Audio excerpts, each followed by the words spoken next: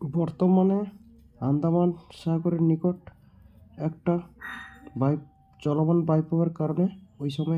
ওই জায়গায় সমুদ্র উত্তাল আছে, যা পরবর্তীতে আগামী 24 ঘন্টার মধ্যে একটা ঘূর্ণাবর্ত তৈরি হবে, যা আগামী 22শে নভেম্বর বা গভীর রাত বা 23শে নভেম্বর ভোর রাতে শক্তি বৃদ্ধি করে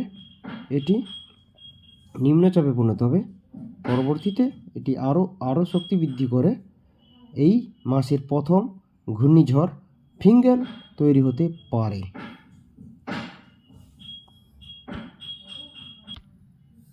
সিস্টেমটি যেহেতু নিরক্ষ অঞ্চলের কাছাকাছি 8 থেকে 10 ডিগ্রি উত্তর অক্ষাংশে তৈরি হচ্ছে, ফলে কোরিওলিস বলের কারণে এটি উপযুক্ত শক্তি